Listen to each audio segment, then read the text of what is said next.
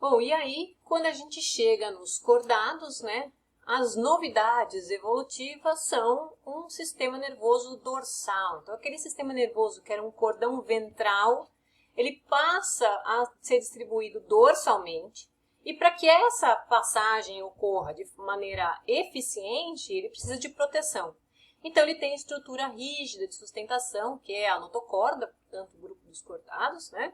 Ele aparece também com fendas branquiais, com células sensoriais um pouco mais especializadas, uma cauda pós-anal, que depois vai sendo perdida, né? E uma grande novidade aqui, células de mielina. Então, a mielina, ela consegue favorecer a passagem do impulso nervoso entre os neurônios, que começam a reduzir sua largura, né? Então, o tamanho do neurônio, em termos de passagem de informação através de potenciais de ação, ele pode ser facilitado pela mielina, que também está envolvida com uma redução do diâmetro do neurônio. Então, de neurônios mais finos, que gastem menos e que são favorecidos pela mielina.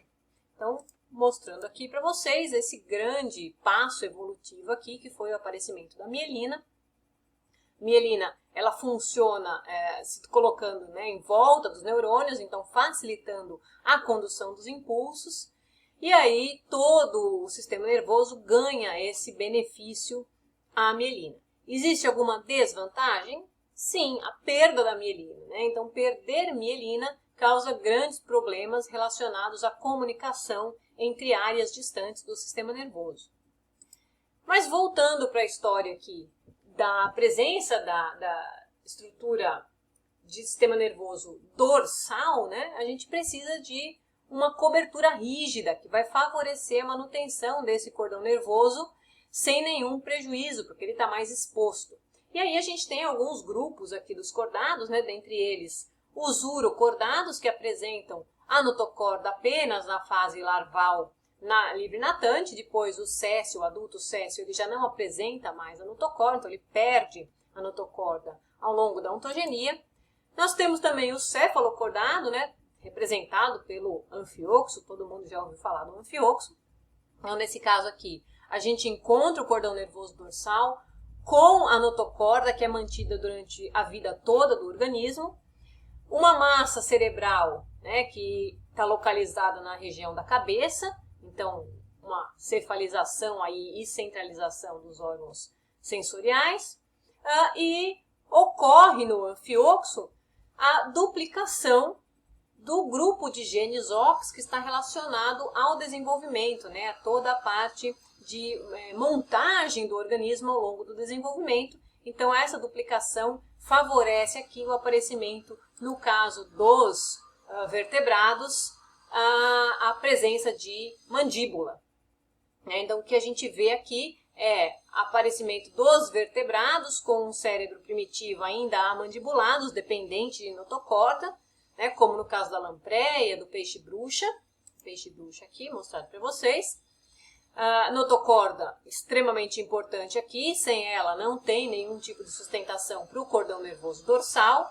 E aí a gente vai ver que a mandíbula passa a aparecer aqui com uma revolução evolutiva bastante importante que favorece predação. Então, essas modificações de todos os arcos viscerais da região da cabeça para uma estrutura óssea de crânio, de boca, é favorecida por uma duplicação de genes do complexo OX, né, que traz uma desenvoltura enorme locomotora e uma capacidade de obtenção de alimento com um alto valor energético, que é através da predação, e esses animais então começam a irradiar bastante rapidamente. Então, o que a gente tem no peixe, depois dessas modificações todas, é uma estrutura de musculatura cranial, que dá sustentação, que dá mobilidade para a região da cabeça, que dá capacidade de orientação de olhos, de mordedura, de ventilação, além de uma musculatura corporal que favorece, então, locomoção, né? E aí essa locomoção vai ganhando cada vez mais eficiência. Além disso, a gente tem uma organização do sistema nervoso que está mais localizada na cabeça, no entanto, o cordão dorsal leva à captação de informações também do resto do corpo, e o aparecimento, então, de uma linha lateral cheia de células chamadas neuromassos, ou células sensoriais, mecânicas, que trazem informação aí do resto do corpo para dentro do sistema nervoso para um processamento encefálico. Como eu disse anteriormente, a coluna vertebral, que passa agora a fazer parte dos vertebrados, então traz a grande proteção aí da região de sistema nervoso, de cordão dorsal do sistema nervoso, então ele está localizado no interior de uma coluna vertebral, e essa coluna vertebral é totalmente articulada, o que favorece movimentação do corpo, bastante eficiente. Então o organismo consegue ter movimentos vigorosos com toda a musculatura corporal, bastante flexibilidade, e através da orientação e sustentação dada pelas nadadeiras, ele tem um direcionamento mais organizado do corpo. A mordedura eficiente favorece, então, a obtenção de alimento de alto grau energético. A linha lateral, como eu tinha comentado, ela traz informações mecânicas do meio, né? Essa linha lateral distribuída por todo a lateral do corpo do animal, ela tem algumas diferenças em termos de organização. Em todos os grupos de peixe que você vai analisar, você vai ver que a organização nem é sempre uma linha, né? Mas muitas vezes ela é quebrada, ela está organizada de outras formas. E os neuromassos também aparecem distribuídos na superfície do corpo, não somente na linha lateral.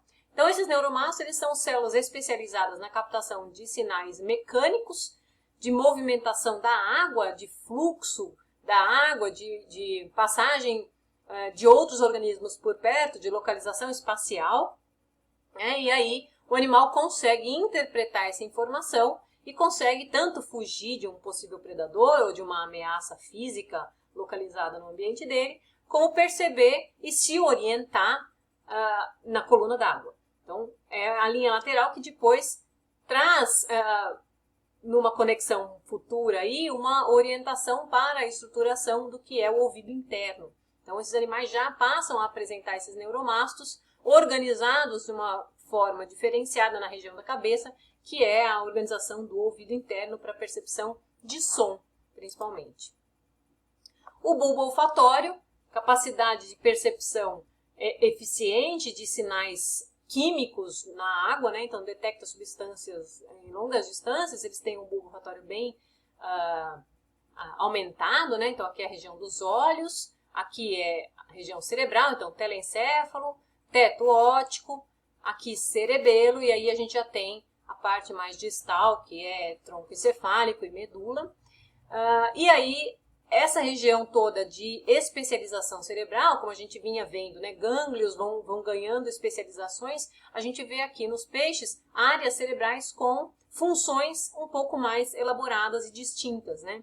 Embora exista uma comunicação entre todas as áreas cerebrais que funciona num trabalho de aprendizagem, trabalho de formação de memória, de elaboração da informação sensorial que é captada, né? Então, a informação da linha lateral, ela não tem uma área específica que ela é processada. Ela vai ser processada em diversas áreas do diencéfalo, diversas áreas do telencéfalo, e ela é, então, organizada para interpretação de sinais.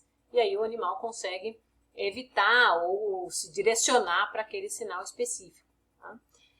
O bulbo olfatório também está envolvido com a função de comunicação, então que inicialmente deve ter tido origem ao longo da evolução para percepção de informação do meio, se torna uma sensação, uma percepção sensorial bastante importante para a comunicação em termos de troca de informação química. E aí aparece o cerebelo também nos peixes, né? Então uma outra característica importante aí dos nossos ancestrais peixes é o cerebelo, uma organização de células num mini cérebro, né? Num cerebelo significa exatamente cérebro pequeno, que tem interpretação de sinais para posicionamento do corpo, interpretação de sinais da linha lateral também chegam no cerebelo, então orientação espacial, orientação e coordenação de movimentos. Tem vários mecanismos de estabilização de imagens retinianas, então a informação dos olhos chega no teto óptico, mas seguem para o cerebelo também, onde é interpretado também sinais do ouvido interno dos canais semicirculares e das ampolas, que são relacionados à orientação do sistema vestibular, de orientação da cabeça no meio, né? Então, percepção de vibração, percepção de modificação do padrão motor, é tudo coordenado pelo cerebelo, que favorece a aprendizagem motora também. Então, tem bastante informação de aprendizagem motora relacionada ao cerebelo. E aqui mostro para vocês o cérebro de um peixinho, né? Então, com as suas áreas principais aqui, né? Bulbo olfatório bem anterior aqui, depois telencéfalo, mesencéfalo com teto óptico e cerebelo com tronco cerebral e continuação aqui da medula. E o que a gente vê dos organismos descendentes, né? Então, os peixes são a nossa grande ancestralidade, eles deram origem a modificações de padrões organizacionais que estão presentes em outros organismos, né? Então, quando a gente fala em telencéfalo, o telencéfalo tem uma base e um topo. Essa parte do topo tem funções mais complexas relacionadas, por exemplo, à aprendizagem e memória, e a função da parte mais basal está relacionada a movimentos mais estereotipados, né? O que a gente vê em organismos derivados? Répteis e aves amplificaram a região basal, então eles têm a capacidade de movimentos mais elaborada, né? Tanto a função de voo é um desses movimentos. E aí a gente vê os gânglios cerebrais, né? Os gânglios da base, que são grupamentos de neurônios ali localizados na região mais interna, na base do cérebro. E nos mamíferos, o que se desenvolveu mais foi a região apical. Então, o desenvolvimento da região apical do telencéfalo traz aí o córtex, né? E dá uma flexibilidade comportamental muito maior para esses organismos. Nos anfíbios, então, o processamento visual e auditivo vai um pouco mais para a região anterior, né? O cérebro se modifica levemente. Tanto em peixes quanto em anfíbios, a gente tem apenas 10 pares de nervos cranianos que se organizam para a função tanto receptora de sinais sensoriais quanto a função de levar a informação motora. Então, por exemplo, o nervo vago, que é o 10º par, ele é um nervo misto, tanto ele traz informação sensorial quanto ele leva informação motora. Nos anfíbios isso se mantém, assim como em peixes ainda, a camada cinzenta ela é interna, né? Então uma camada de células, de corpos celulares, ela é mais interna, e a camada mais externa ela é mielinizada, é uma camada branca, o que é modificado a partir do grupo dos anfíbios. O mesencéfalo, no caso dos anfíbios, ele tem maior capacidade de processamento e tem aparecimento aqui de áreas mais primitivas de um hipocampo organizado na forma que a gente encontra em mamíferos mesmo, o que nos peixes ainda é chamado de palio, de telencéfalo, né? A região telencefálica tem uma área que tem relação íntima com a função de hipocampo. O que a gente vê nos répteis é a modificação dessa estrutura aqui, agora com 12 pares de nervos cranianos, e com uma modificação da distribuição aí da camada branca e da camada cinzenta. Então, o que é mais externo é a camada cinzenta e os ventrículos agora estão na região mais interna, ou seja, houve uma invaginação ao longo do desenvolvimento em vez de uma evaginação, como é no caso dos peixes e dos anfíbios. Esses animais conseguem agora locomoção fora da água, né? Então eles têm uma capacidade de manutenção fora da água bem mais elaborada que os anfíbios, cerebelo bem mais desenvolvido, com longos lobos olfativos ligados aos hemisférios cerebrais, com uma capacidade então, de interpretação olfativa bastante mais elaborada. É importante destacar também aqui os ovos, que são ovos amnióticos, ou seja, tem respiração e proteção em terra, né? Então eles conseguem colocar esses ovos em regiões secas. Dali em diante a gente vai ver o aparecimento da homeotermia como um grande passo evolutivo aqui nos reptilianos ancestrais que deram origem então às aves. E a gente fala disso já já.